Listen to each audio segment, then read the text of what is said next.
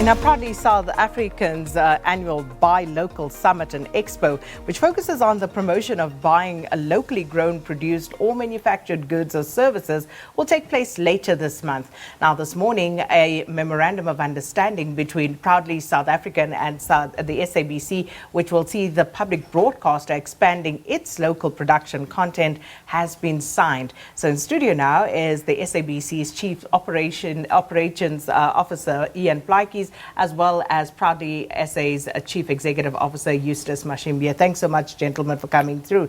Let's start with the signing of this memorandum of understanding. Mr. Mashimbye, what does it entail? So we are a buy local campaign, and one of the things that we seek to do is to change the mindsets of those who buy. So whether in the private sector, in the public sector, as well as ordinary consumers. So how else do you embed that message in the minds of South Africans except through a partnership with a public broadcaster? They have the platforms, whether on radio or TV or even the digital platforms. So it makes sense that we partner with the SABC so that they help us transform purchasing patterns in the country by making sure that repetitively we say to South Africans, this is the economic impact of making purchasing decisions in favor of locally made products. And Mr. Plaatjies, the South African Broadcasting Corporation's exact role, what will the SABC be doing exactly?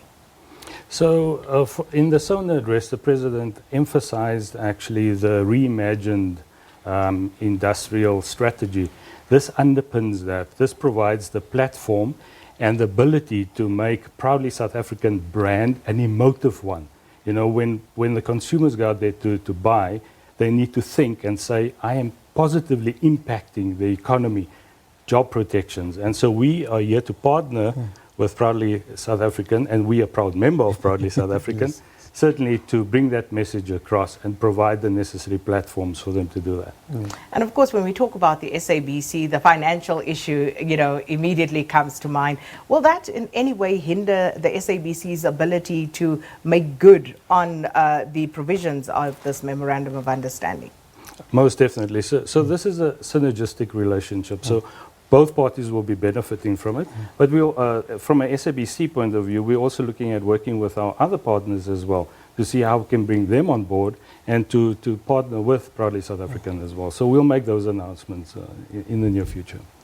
And just coming back, Mr. Mashimbye, to, as Mr. Plaatjies says, this is an emotive issue. So how do we convince South Africans that local products, local productions are by no means inferior to their international counterparts? Look, that's a perception that exists. So it needs constant reminders. If you think about products that people have been having an affinity towards, people are loyal to certain brands. So, and that's why you need to constantly remind people that, the South African option might not necessarily be expensive. In Africans, they say goedkoop is duurkoop, or the imported option might be cheaper, but you might need to replace it quicker. There's, use a garment as an example, where the garment might be used once, you wash it, and maybe the next time it's not the same. So what we look out for as Proudly South African is the quality side of things, to say, even in instances where you might need to pay a bit more, but we've checked it for quality. So all the products that carry the Proudly South African logo have been vetted, one, for quality, but secondly, that it is indeed locally made and that it meets the required standards as per that specific industry from which the product emanates. And from a broadcast perspective, again, there are other influencers, other countries who seem to basically push in much harder on this space, and people watch international productions perhaps more broadly.